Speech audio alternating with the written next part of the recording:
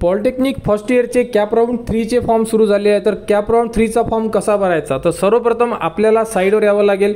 Site तुम्हाला व्हिडिओच्या डिस्क्रिप्शनमध्ये किंवा तुम्हाला सुद्धा साईट माहिती आहे, तर सर्वप्रथम साईटवर या। साईटवर आल्यानंतर तुम्हाला संपूर्ण ऑप्शन अशा प्रकारे दिसून पडेल। तर यामध्ये सर्वप्रथम विद्यार्थ्यांना करून घ्यायचं आहे ते म्हणजे कॅन्डिडेट लॉग इन। तर सर्वप्रथम कॅन्डिडेट लॉग इन करा। तुमच्याकडे आयडी आहे आणि पासवर्ड आहे। या अगोदर आपण जसे कॅप राऊंड 1 आणि कॅप राऊंड 2ला लॉग इन केलेले आहे त्याचप्रमाणे तुम्हाला सर्वप्रथम लॉग इन करून घ्यायचे आहे, कारण की आपल्याला जो फॉर्म फिलअप करायचा आहे तो फॉर्म आपल्याला आपल्या लॉग इनमधूनच फिलअप करून घ्यायचा आहे। तर इथे आयडी टाका, पासवर्ड टाका, खाली दिलेला कॅप्चा टाका आणि लॉग इनला क्लिक करा, म्हणजे आपण आपल्या प्रोफाईलमध्ये इन्सर्ट होणार। लॉग इन केल्यानंतर बघू शकता अशा प्रकारे तुम्हाला संपूर्ण ऑप्शन दिसून पडेल। तर यामध्ये आपल्याला जो फॉर्म फिलअप करायचा आहे तर बघू शकता स्टार्ट फिलिंग न्यू ऑप्शन, याला तुम्हाला क्लिक करायचं आहे। क्लिक केल्यानंतर बघू शकता यामध्ये तुम्हाला अशा प्रकारे संपूर्ण ऑप्शन दिसून पडेल। तर यामध्ये संपूर्ण ऑप्शनला तुम्हाला क्लिक करायचं आहे। तर इथे समजा गव्हर्नमेंट कॉलेज, गव्हर्नमेंट ॲडेड, अनएडेडला क्लिक करा, ऑटोनॉमस, नॉन ऑटोनॉमसला सुद्धा क्लिक करा, मायनॉरिटी असाल तर इथे क्लिक करा किंवा मायनॉरिटी नसाल तर इथे क्लिक करा। त्यानंतर तुमच्याकडे संपूर्ण डिस्ट्रिक्ट तुम्हाला दिसून पडत आहे। यामध्ये जर तुम्ही ऑल सिलेक्ट केलं तर तुम्हाला कॉलेज सिलेक्ट करताना भरपूर साऱ्या अडचणी जाऊ शकतात। त्यामुळे तुम्हाला ज्या डिस्ट्रिक्टमध्ये ॲडमिशन घ्यायची आहे, जसे कोणाला गोंदिया घ्यायची आहे, नंदुरबार, ज्याही डिस्ट्रिक्टमध्ये तुम्हाला ॲडमिशन घ्यायची असेल, तुम्हाला तर कन्फर्म माहीत असतेच आपल्याला कोणत्या डिस्ट्रिक्टमध्ये ॲडमिशन घ्यायची आहे, तर त्यामध्ये डिस्ट्रिक्ट समोर जे चेकबॉक्स दिलेले आहे, जसे की आपण आता बघा नागपूर, अशा प्रकारे तुम्ही इथे क्लिक करून घ्या।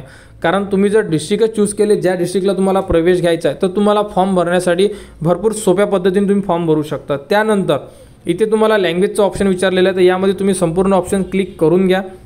त्यानंतर इथे तुम्ही कोर्स वाईज किंवा इन्स्टिट्यूट वाईज सिलेक्ट करू शकता। इन्स्टिट्यूट वाईज तुम्हाला सिलेक्शन हार्ड जाणार, तुम्ही कोर्स वाईज सिलेक्शन करा, कारण तुम्हाला ज्या ब्रँच पाहिजे आहे त्या ब्रँच तुम्ही सिलेक्ट करू शकता आणि जेवढ्या ब्रँच पाहिजे असेल तुम्ही तेवढ्याही ब्रँच सिलेक्ट करा।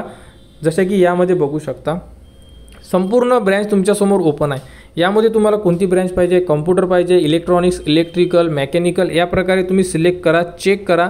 चेकबॉक्स दिलेला आहे त्याच्यासमोर तुम्हाला क्लिक करून घ्यायचं आहे, म्हणजे ती जी ब्रँच आहे ती तुमच्या लिस्टमध्ये येऊन जाणार। म्हणजे त्याच ब्रँचचे कॉलेजेस आणि त्याच डिस्ट्रिक्टमधले जे तुम्ही डिस्ट्रिक्ट चूज केलेली आहे त्या डिस्ट्रिक्टमधले आणि त्या ब्रँचचे कॉलेजेस तुमच्यासमोर ओपन होऊन जाणार। आणि त्यानंतर सेव्ह अँड प्रोसीडला क्लिक करा, म्हणजे तुमच्यासमोर आता येणार ते म्हणजे कॉलेजची लिस्ट। बघू शकता तुमच्यासमोर संपूर्ण कॉलेजची लिस्ट आलेली आहे, ज्या ब्रँच आणि जी डिस्ट्रिक्ट तुम्ही चूज केलेली आहे यामधून तुम्हाला जे चेकबॉक्स दिलेलं आहे बघू शकता, त्या नंबरच्या समोर जे चेकबॉक्स आहे तिथे क्लिक करा। जे कॉलेज तुम्हाला पाहिजे आहे ते कॉलेज सिलेक्ट करून घ्या आणि संपूर्ण म्हणजे जेवढे कॉलेज पाहिजे तुम्हाला, जेवढ्या ब्रँच पाहिजे तुम्ही सिलेक्ट करू शकता। तर या प्रकारे यामधून दिलेले ऑप्शन म्हणजे कॉलेजेस आणि ब्रँच सिलेक्ट करा, जेणेकरून ह्या ज्या ब्रँच आहे आणि हे जे कॉलेजेस आहे हे तुमच्या लिस्टमध्ये ॲड होऊन जाणार। बघू शकता अशा प्रकारे आम्ही काही कॉलेजेस टिक केलेले आहेत, तुम्ही टिक केलेले ऑप्शनसुद्धा बघू शकता ब्ल्यूमध्ये दिसत आहे। त्यानंतर सेव्ह अँड प्रोसीडला क्लिक करा। त्यानंतर बघू शकता इथे तुम्हाला ॲरो दिलेला आहे अप आणि डाऊनसाठी, तर तुम्ही हे जे ऑप्शन आहे यामधले तुम्ही अप डाऊन करू शकता। जसं की 1 नंबरला तुम्हाला कोणती ब्रँच पाहिजे आहे, 2 नंबरला तुम्हाला कोणती ब्रँच पाहिजे आहे, या प्रकारे तुम्ही संपूर्ण ऑप्शन मूव्ह करून घ्या। अरेंजमेंट लावून घ्या की 1 2 3 4 5 या प्रकारे तुम्हाला संपूर्ण जे ऑप्शन आहे सिक्वेन्स लावणं गरजेचं आहे, कारण तुम्हाला जे कॉलेजेस मिळणार आहे हे कॉलेजेस सिक्वेन्सनुसार मिळणार आहे, त्यामुळे सिक्वेन्स लावणं अतिशय गरजेचं आहे। सिक्वेन्स लावून घ्या आणि त्यानंतर सेव्ह अँड प्रोसीडला क्लिक करा। त्यानंतर बघू शकता तुम्ही दिलेला सिक्वेन्स, तुम्ही सिलेक्ट केलेले कॉलेज तुमच्यासमोर दिसून पडेल। यामध्ये दिलेले ऑप्शन सर्व व्यवस्थित आहे का चेक करून घ्या। जर आता कुठे काही मिस्टेक वाटत असेल तर तुम्ही बॅक जाऊन एडिट करू शकता, परंतु एकदा जर तुम्ही कन्फर्म केला फॉर्म तर तुम्ही एडिट करू शकत नाही। जर तुम्ही टाकलेले ऑप्शन ओके आहे आणि जो फॉर्म तुम्ही फिलअप केलेला हा सुद्धा जर ओके असेल तर खाली तुम्ही पासवर्ड टाका आणि त्यानंतर कन्फर्मला क्लिक करा। कन्फर्मला क्लिक केल्यानंतर तुमच्या रजिस्टर मोबाईल नंबरवर एक OTP येणार, तो OTP तुम्हाला इन्सर्ट करायचा आहे आणि OTP इन्सर्ट केल्यानंतर तुमचा जो फॉर्म आहे हा फायनली सबमिट होऊन जाणार। फायनल सबमिट झाल्यानंतर तुमच्यासमोर प्रिंटचा सुद्धा ऑप्शन येणार आहे, त्यामध्ये तुम्ही दिलेले संपूर्ण ऑप्शनची तुम्ही प्रिंटसुद्धा काढू शकता। तर या प्रोसेसनी तुम्ही पॉलिटेक्निक फर्स्ट इयरसाठी 3rd राऊंडचा फॉर्म फिलअप करू शकता।